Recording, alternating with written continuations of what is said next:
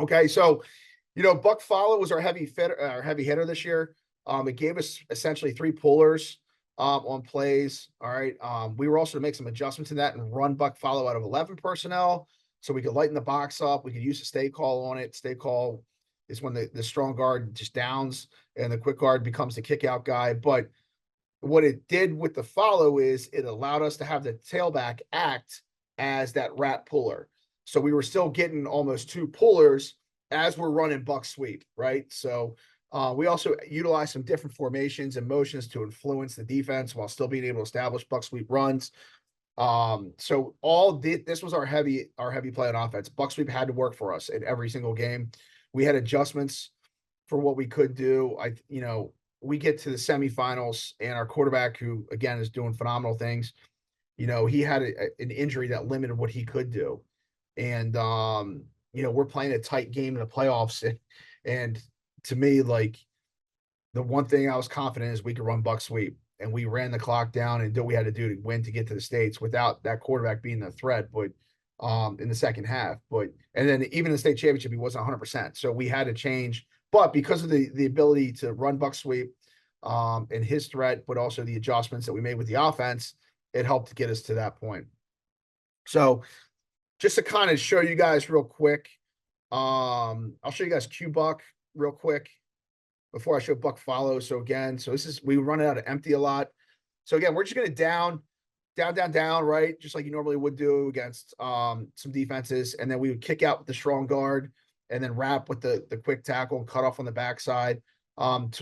This is us out of empty. We would still also run the RPO out of it to kind of pull out the outside defender of it and just kind of lighten the box up, would give a little bit of a better alley for our quarterback in that situation, right? So this was something we played in the semifinals. We put this formation in and we broke it like an 80-yard touchdown the first play because they weren't ready for it. And we were able to open up a scene. And then the rest of the game they played is very extremely tough. Okay, and it was a very talented football team. So that's out of empty, out of that buck. And again, like, not the buck sweep rules, they were all the same. We kept it the same. Let's see here. Just kind of show you guys real quick. Here's that play. So we go empty.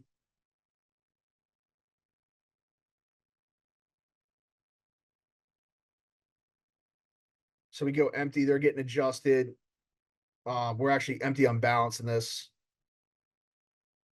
So we get this, and our quarterback again is extremely. So we go pull both pullers, and he's a dog, and he's off to the races. Okay, so again,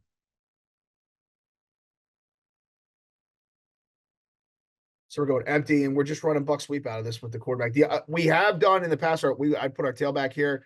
We would shift or motion him in the backfield at times to either run buck with him or to run buck follow, which I'll get into next. So, but again, out of that formation, boom, and then he's a good enough athlete to where once he gets past the second row, he's gone. Okay.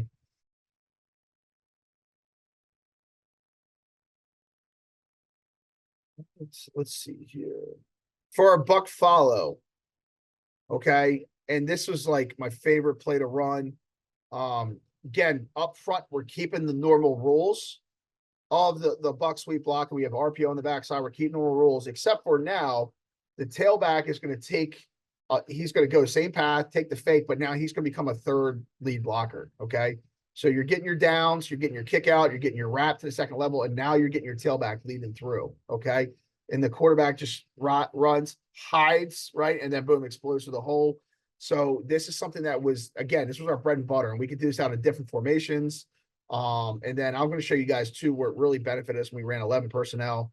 So let me see this. See what this one is. All right.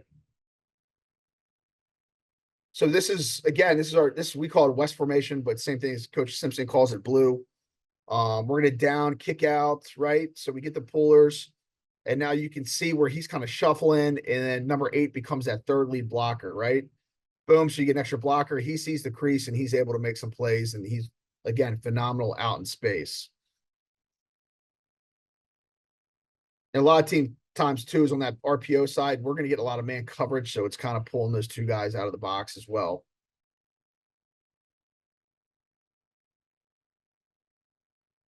just like the pullers to be a little tighter to the line of scrimmage. And the guys, they don't have their heads across, but you can see they're doing a good job of getting down blocks. The other thing too, we saw a lot is a lot of guys would kind of overload or outside our wing spot. So like our buck sweep was very high productive because of that. And again, I think that style of defense, because we're kicking out, you're really creating the, Vince Lombardi would say, get a seal here, seal there, and run the ball in the alley. And it's kind of what it really was for us. All right, so here's our quarterback buck with some motion in it. So it's our East formation. So, or Coach Simpson's red. We ran our wing productivity was really good. We ran a lot of crisscross counter. We ran some well, he calls it jet sweep. We call it fly sweep. We would run a lot of fly sweep to get him the ball or get him the space. And because of this situation where a quarterback became very athletic, we could run fly or jet sweep and then run buck sweep to the backside. And that became, this is an example of that. And the tailback, he's just going to influence and act like he's going to block for fly. So we get this. Now here's the, again, like we get decent pulls. Our tight end doesn't get his head across, so the guy beats him, but our quarterback isn't athletic enough, and he gets enough of him to kind of create that seam, get a good wrap, and then he just does what he does. And like I said, he's a phenomenal player. He's got scholarship opportunities at the D2 level and he's got some preferred walk-ons at the higher levels. So, but again, with the way teams were playing us, it allowed us to really utilize that buck sweep. And for a kid that's 5'8", he's 180 pounds and he is very he's a weight room kid. So that really helped us in that quarterback run game.